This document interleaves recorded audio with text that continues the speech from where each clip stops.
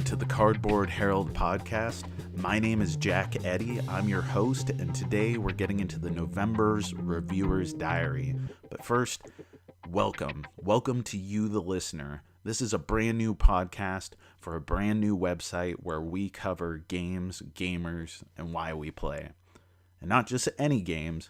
I'm talking about board games, tabletop games, role-playing games, all kinds of cool stuff that you get to hold and see and touch and play with on the table with your friends in person and sometimes not in person. But that doesn't mean that I shun other gaming as well. What we're going to do today is we're going to get into what you can expect out of this website, out of the content, out of me as the founder and creator and host and only contributor so far, which will hopefully change soon. I'm looking forward to bringing a lot of voices. As far as podcasts on this feed, what you can expect is that we're going to regularly post content where we get into the latest updates on the site, the latest things that we've been doing, as well as one major feature towards the end. Those could be reviewers' diaries like this, where we get into what we were thinking about as we were writing the reviews. And yes, when I say we, I mean anyone who's contributing onto this site. I want to have them giving a voice on this podcast. Or it could be an interview. In fact, I'm hoping episode 2 is going to be our interview with Mike Hyman, a board game designer. He does a lot of print and play games. We've already recorded that interview, and right now we're editing it down so that way we can put it online. And it could be other features, mailbags, answering questions, or even live plays of games. We got all kinds of exciting ideas that we want to get into, and I'm hoping you're going to enjoy that along the journey. Also, as a caveat, because this is the first episode, I want you to know I'm kind of winging this as it goes on right now. I have some experience with a lot of audio recording. I have some experience with dabbling in website design, but not all that much. I even have some experience with writing, and I want to make sure that I produce the best possible content that I can, and how that starts is just trying. And then I want to get better. But I'm also going to listen to feedback. I want to hear what you want out of this site, what you want out of this podcast, and what you want out of your hobby in general. So, as always, you can provide feedback to me by emailing me at cardboardherald@gmail.com, going to the website and posting comments. That's www.cardboardherald.com, or hitting us up on Twitter at Cardboard Herald. All right. So what's new on the site? Well, we have our launch content, and that's written reviews for Caverna, Blood Rage, Kingdom Builder, and The Grizzled. Also, we just recently posted the Mystic Vale review, and upcoming we have a couple soon to be released. I can't give specific dates on when they're going to be online, but we'll have some reviews for the Lord of the Rings Lcg, which is by far the most interesting and lengthy review that I've gotten into thus far in writing reviews for the site.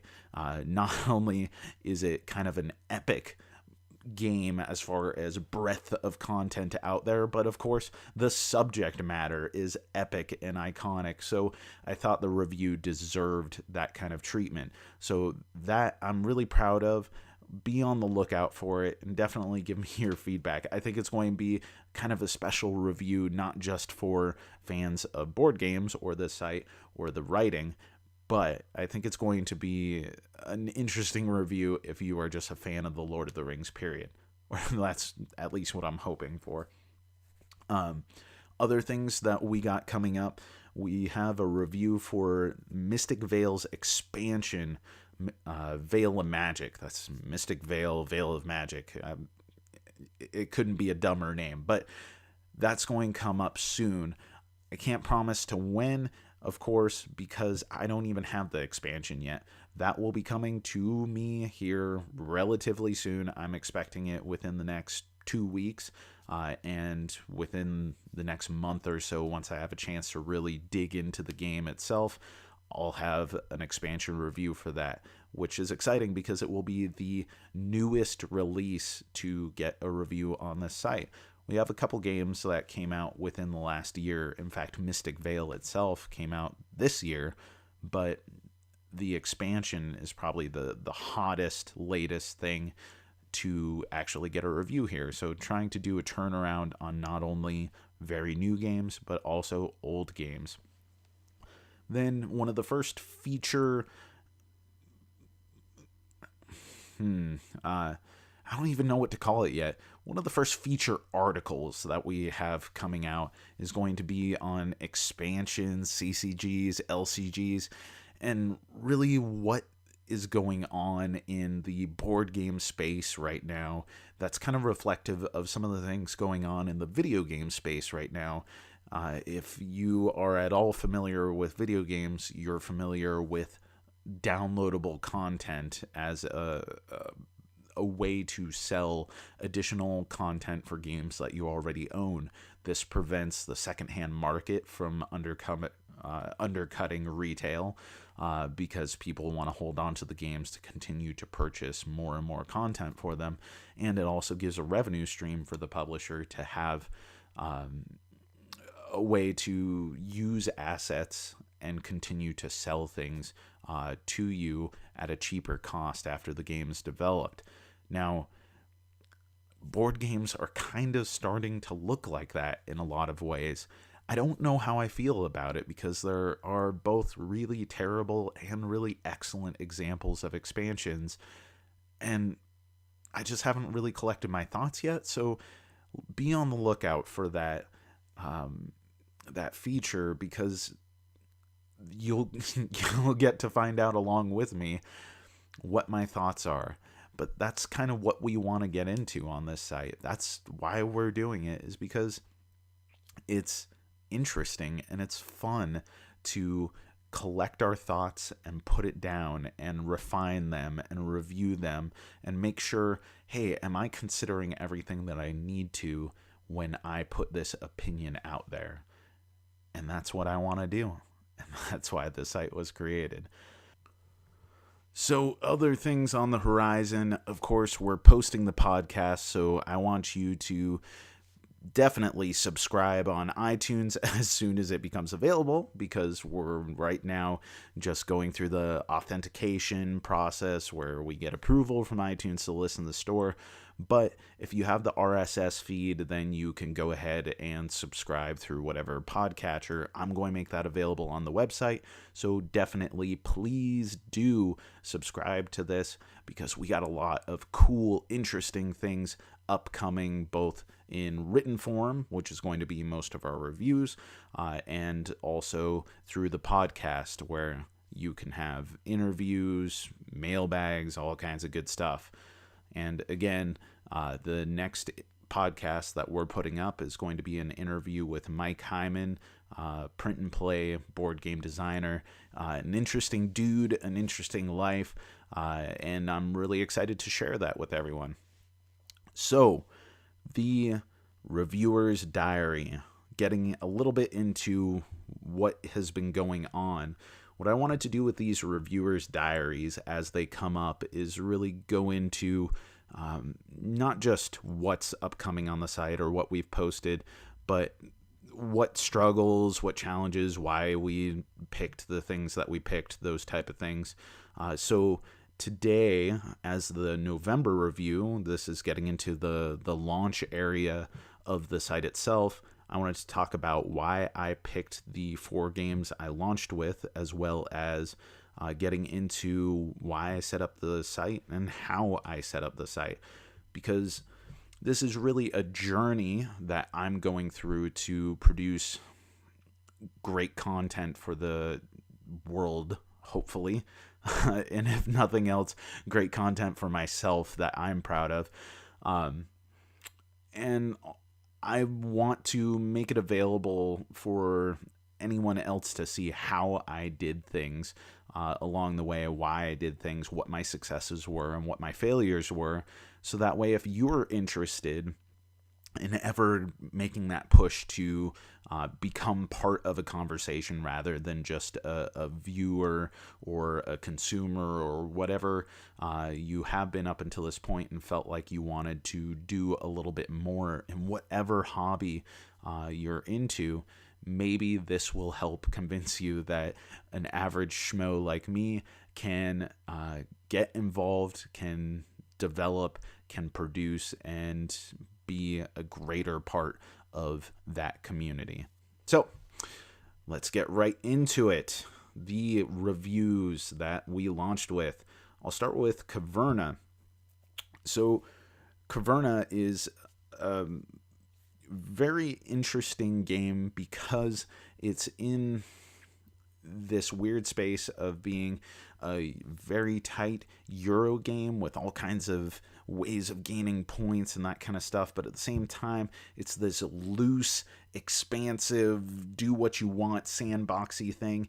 And what's also exciting about it is that it's a design by Uwe Rosenberg, this beloved European game designer who is best known for being the designer of Agricola, this landmark worker place board game that's punishing, absolutely punishing. And Caverna is kind of the freewheeling hippie response to Agricola. The main reason why I did this game in particular as a review was, one, I really like the game. Two, it is fall, and I wanted to have something kind of harvest themed. Some of the other games had war focus, and this is this nice, peaceful, enjoyable, pastoral theme. But it also has kind of this quirky fantasy element to it that is just really kind of bizarre and out of place in the game. It's also a heavy Euro game, which none of the other games on the list were quite as heavy as Caverna. And frankly, it's just weird. It has so many contradictory elements with itself that I thought it would allow me to, as a reviewer, kind of analyze all these things, all these conflicting elements of the game's design. Of, does it want you to have this real freewheeling experience, or does it want you to have this really tight, punishing, closer to Agricola experience? How did it compare to Agricola? Those type of things allowed me to really analyze how I felt about the game. The weirder the game, the more challenging and interesting it is to review. So that's Caverna. Next is Blood Rage. Blood Rage was kind of key to coming up with a roster for launch reviews for the site because it is everywhere. This game is pervasive in board game media, in online discussion, in forums, message boards. I don't know if message boards exist anymore. Is Reddit, and Reddit's not really, is it an aggregate or a message, whatever. Blood Rage is everywhere. There are people talking about how it is the best board game ever made. There are people who are talking about how Cool Mini or Not is the worst publisher of all time because of their Kickstarter practices. Whatever it is, Blood Rage is a hot game in discussion now, and it's a cool game too because it blends so many neat elements of American style games and Euro style games in a way that is also very accessible. For the production design and how meaty of a game it looks like, and this big evocative world, it's really a tight, quick playing game with absolutely beautiful pieces that is relatively simple and approachable. And strangely enough, for how big of a game it looks like, it's probably closest to Small World. I don't know. It's also this weird beast. It's not perfect by any means, and there are some somewhat uncomfortable things about Blood Rage as well. I'm not going to get on a high horse and try to take it down a peg. That's not what I'm all about by any means. I quite like the game, and I've played it quite a bit, so that's why Blood Rage was one of the picks. It also was this kind of... it was a war game, a proper war game, instead of a game about war that is absolutely not a war game, which is the Grizzled, another one of the 4 that we launched with. The Grizzled is a tight, small, quick playing game that can be done at lunch, at work, with your coworkers, or it can be done at home, wherever you can play it. It's very compact, it's lightweight, yet it is one of the most thematic games that I've ever played. And another reason why I selected it is because in video games right now, Battlefield 1 just came out. For those of you who don't know, Battlefield is one of the biggest AAA first-person shooter video game franchises going on right now. The main competitor to probably the more well-known of the two, Call of Duty franchise. And Battlefield just did a video game set in World War I, which is a relatively unexplored space in video games. Now, I'm not reviewing Battlefield 1 because that's a video game, and we're not reviewing video games on this site. But there's a very, very interesting World War I board game, or rather card game, called The Grizzled, that subverts your expectations for a game that is absolutely about war by being the furthest thing it can possibly be from a war game. And again, I like those contradictory games. Those allow me to think critically about what's cool about it, what's interesting, what is successful and what's unsuccessful. And so that's why I picked The Grizzled as another game to launch with. Now, finally, Kingdom Builder. I don't know. I'm a sucker for certain sentimentality, and that's why I picked Kingdom Builder. It wasn't the first Euro game that I played by any means, but when I last visited Germany to visit my little brother who lives and grew up in Germany, my wife and I picked up Kingdom Builder as a game to bring back home, but also to introduce my brother to modern gaming. And yes, for American audiences out there, there are Germans who don't play modern tabletop games. I think sometimes people, especially when they're new in the hobby, will be under the misconception that Settlers of Catan is as big as Monopoly or something like that in Germany, but that's not always the case. In fact, my little brother and all of his friends, he's substantially younger than me, none of them had any copies of Settlers or Carcassonne or any of that kind of thing. But when we introduced them to Kingdom Builder, he loved it. And the reason why I picked up the game, I hadn't read any reviews, but it looked relatively language independent. I knew Donald X. Vaccarino had really had a huge amount of success with Dominion, but a lot of people who were into Dominion were disappointed by Kingdom Builder. And that's about as much as I knew about the game, other than it had a really cool, bright yellow box with neat artwork. And I picked it up, and we played it a ton over there in Germany. And it just allows for so many different combinations of gameplay that it's been kind of a mainstay for years in my collection.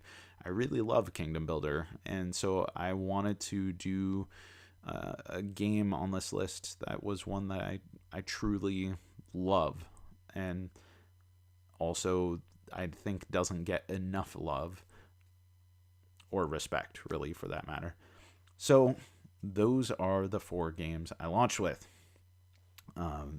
As part of the Reviewer's Diary, another review that we've already posted is the Mystic Vale review. That's, well, I want you to read the review itself, so I'm not going to get into all my thoughts on that. But needless to say, it was a game that I guess, why did I say needless to say? That makes no sense because you hardly know anything about me. But Mystic Vale, when it came in, it was the first game that I purchased specifically to review. I didn't purchase it because I thought I'd like it or because it was on sale or something like that. I bought it because it had this bizarre gimmick of clear cards that are layered on top of each other, and I wanted to try it out and think critically about it and decide what I thought about the game. Was it worth it to get? Is it something that's a cool mechanic? Is it just a gimmick? And I think I wrapped my brain around it pretty well. I anticipated liking the game and hating the mechanic, and it may be that the reverse came true. I don't hate the game by any means, but there are certainly some caveats I would have in recommending it to someone. The mechanic itself, I kind of love the clear cards. Those are really cool. So check that out. All of those reviews are currently available and posted on the site. Next time we get into a reviewer's diary, we'll be talking about some of the other features that have been written and reviews that we posted since then. Okay, so the last two things that I wanted to get into, why I set up the site and how I set up the site. We'll do the latter first since that's relatively easy. I started the site by first writing reviews. I wrote a review for Kingdom Builder because I wanted to challenge myself. I like writing, but I hadn't written any critical analysis of a board game. I've read some reviews online, and I didn't find that written reviews were really providing what I wanted out of them. So I went ahead and wrote a review. I use Google Docs as a platform to be able to write pretty much anywhere I am. And it was terrible. So I scrapped that and I wrote a review again. Not that the opinion of the game was terrible, just that it was terribly organized and terribly written. So I scrapped that and then I wrote it again. One of the most important things that I've found about writing, and I've done a lot of types of writing in my life. I've written poems, I've written technical recommendations and proposals, I've written grants, research papers, all kinds of things. And one of the most important lessons I've learned is even if you don't like what you're writing as you're doing it, finish it. And then if it sucks, just try it again. That's okay. But if you never take it all the way to the end, you're never going to get the practice that you need to successfully finish something and to repeatedly be able to do that, because you'll constantly be fiddling and fidgeting and stifling yourself along the way.